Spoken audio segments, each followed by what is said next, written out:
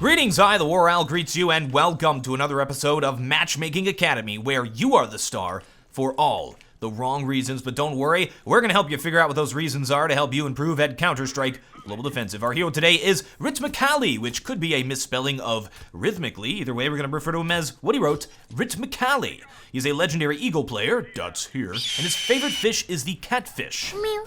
He had some questions about how to play Arch side on Inferno, so we're going to watch him play it right here. Now, keep in mind, don't make any disparaging comments about the player. He sent this in, very brave player to do that. He put himself, ho, get wrecked, noob! Ho.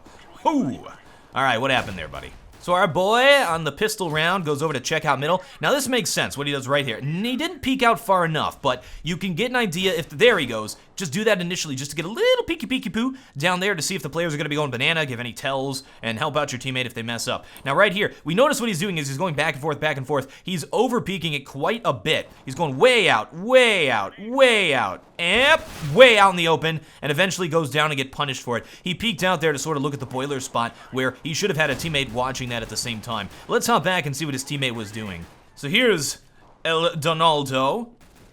He's watching the spot. He falls back to help at apartments, and that's where it all goes wrong. His teammate should have been there to help him out. Fella didn't have to be up there. I mean, he called apartments. That's why Donald rotated, but you got to assume these players are going to push out middle. And if that happens, Rhythmically might actually think about falling back as well and not chilling here at mid like he did. But either way, boom, he goes down. It allows the terrorists to move through this position and through the apartments and take bomb site A. So setting up that crossfire here at middle is big. And if you don't have that crossfire, it's tough to play Arch. You might want to think about falling back, playing from the site, playing from apartments, playing from Arch itself, just to switch it up a little bit and maybe not be mid solo. Because if he has to peek out there and check out the boiler, it's rough because he got killed at the exact moment he pushed out the peak boiler, that exact timing to take him out as he was way out there and overexposed. But a lot of it came down to his movement, which we'll talk about when we get in game.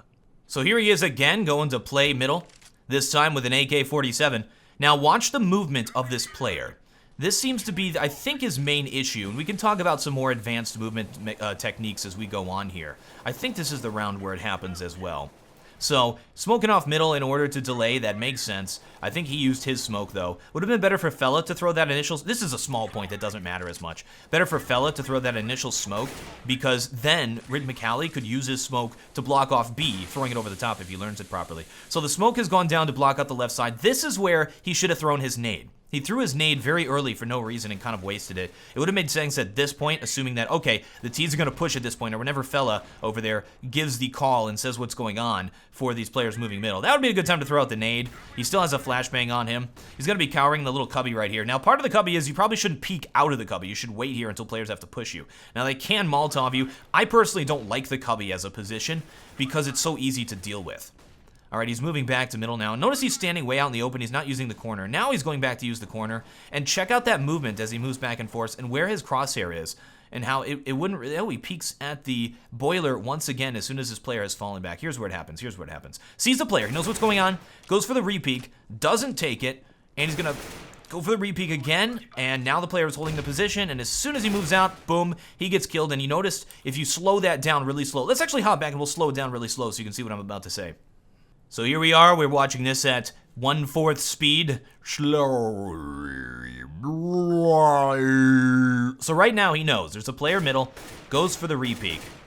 His repeek, the last shot that he shot would have gotten the headshot on the player. You want to make sure your first shot gets it, but still, that was fine. Notice he's very close to the corner as well. That positioning actually helps Meridian as he peeks it. That pre-shot was nowhere near where the enemy was. A lot of this comes down to his ability to pre-shoot as well as his movement, which I'm going to hop in game and show you that in a little bit. Now, this is where he gets killed. Watch this. Oh, he's going to avoid that flash, use that time to push out. That's actually a perfect time to push out. Shoots way to the bottom left of that player, and then gets absolutely owned as he's trying to do it. So, yeah, it all came down to your shooting, buddy. I like that I get to talk about this. Let's hop in game and go over some of those techniques. And he's ready for the jump. 1, 2, I am a counter-terrorist, ladies and gentlemen, and I would like to play Arch on Inferno. Now, one of the main issues that he was having was not exactly like how to play Arch on Inferno. It mainly had to do with his shooting and his movement. However, let's quickly go over one thing that we saw. When he pushed out middle here, kind of peeked down at middle like that. You can use that to get some intel, just a tiny little tap-a-tap, but you can actually go for the tab shot too in the first round with the USP, now that everything's been reversed. Now, when you're playing middle like this, there's different angles you can hold. If you hold this angle right here, you have to keep in mind that that's a pre-shot spot. Players are going to know. They're going to move around the corner. They're going to have their crosshair right on that position to pre-shoot you. So a lot of this is, you have the defensive position, and holding an angle on the defensive position does give you an advantage. However, if you do hold that angle like this, you are at a major risk of getting that pre-shot. So what we saw him doing at this angle back here, which is a good one to hold, is not exactly just holding that angle like this, which is something that you can do. Instead, he would peek out, check it, and then go back. But notice he would peek out really wide and give away his entire body and then move all the way back. I'm exaggerating it here, but that's kind of what he was doing. And also, his aim, as he pre-moved out, was not exactly at head level where those enemies were going to peek out from. It was a little bit like off to the side, or even over there, or down there, anywhere. He wasn't exactly on him, and that's something you have to train over and over again. You have to line it up, and here's a good technique to use. So, imagine this house right here, and this takes a little bit of spatial intelligence. Imagine this geometric shape, right? And as we move, can you see that shape moving? Watch that shape as you move beyond the wall in your mind's eye. You can still see it. Visualize that shape, right? Now as you go to move, I'm looking right at it, I'm looking right at it. See? I'm right at the angle. I'm keeping it there, I'm keeping it there, I'm keeping it there. As I come out, it's like right in that position. And that's what you have to keep in mind and keep doing it. You can do little micro corrections as well. You're probably not going to be exactly on it every single time. But once you get it lined up, since you're holding this position, you can just chill here. By the way, he was standing really close to this. And if you watch my angles tutorial, you'll see why it's a bad idea to just hug the angle like this. Unless you're going to hold it like this with an AWP or something and duck it and do this. If you just stand here and do that and try to strafe it, it's really bad because I'm still visible here. I'm actually still visible from them. So I like to stand kind of in the middle here. The first time when he was doing the pistols, he was standing way back here, which is really smart actually with this because the Glocks are better at closer range. So if you are using the pistol, increasing the angle or the distance that you're away from the corner, as well as moving all the way to the back here, actually is going to help you out. But when I use the M4, I like to kind of stand in the middle, and it helps me if I need to fall back to the archway to just have that clear line. So, as you peek out, notice I'm not over peeking it. I'm just peeking a little bit. See? You move out, control that spray, go right at that spot. That's how you're going to pre-shoot it. Now, if you do see the player there and you know he's holding the angle, or at least if you think the enemy is holding this angle, trying to go for that shot may not be a good idea because you don't have control of that angle. He's holding it. He has the advantage. While you're playing defensive, you've given him the offensive advantage. So one of the things you might want to try to do is bait his shot out or bait him out just a little bit and creep him out. And this works really well with AWPers. So you just kind of, just like that. You just show yourself for a little bit, cause him to shoot, and then you can quickly re-peek it and take him, or even do a quick re-peek, duck peek, because he's going to miss. His shot's going to be a little bit off. He's going to aim up. It's going to throw him off just a little bit. So a lot of that is just getting this movement down, shooting with the movement, making sure you shoot like that when you decide to move back so that you land that accurate shot. And it's all just getting that down and practicing this over and over again. So what he probably should have done when he knew the enemy was holding that angle is either throw one of his flashes out there and then peek it, because the guy wouldn't be able to hold it, or try to bait him out, then go for the shot, or try to get that pre-shot perfectly and line it up. And what we saw happen a number of times was, of course, he pushed out, he went a little bit wide. Just to recap, he shot in the wrong position. It all comes down to practice. You might want to hop into an empty server like this, or get a friend.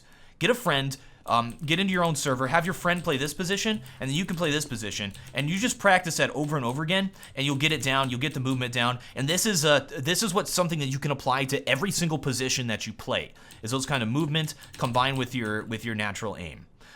And for his final example of bad movement, we'll see him take on Pepe dos Santos. Oh my gosh, it's all in that shooting and that movement, buddy, which is what we're going to talk about. Again with that weird peek, he didn't even shoot that time as he peeked, and he went down, was very slow on the draw there. One more thing I forgot to add, when he was dealing with this boiler spot, it may have made more sense for him to see if there was a guy there, then peek out and hold this angle if he wants to peek boiler. Then, as you're holding this position, as you know nobody's there, then you peek boiler and then you go right back to it. That way, nobody who's playing middle can just chill here and wait. And as you over peek it, you can get that shot really easily as you push out there. So if you do want to check boiler from this spot, I would not recommend just doing this. Like, that's not good, because this whole area is exposed to you then. I would recommend getting that control of this first with your mind, and then getting over to that spot, and then maybe going back to it. Just a little tippy, boom! I missed. I'm doing that now till I get it. I don't even care anymore. The expense of the video. I'm doing this. Yes! Big thanks to Rit McCallie for sending this out there, for putting himself out there so we can learn and grow. As not just a community, but a people. A people. Thanks, buddy. Let's get an owl vision.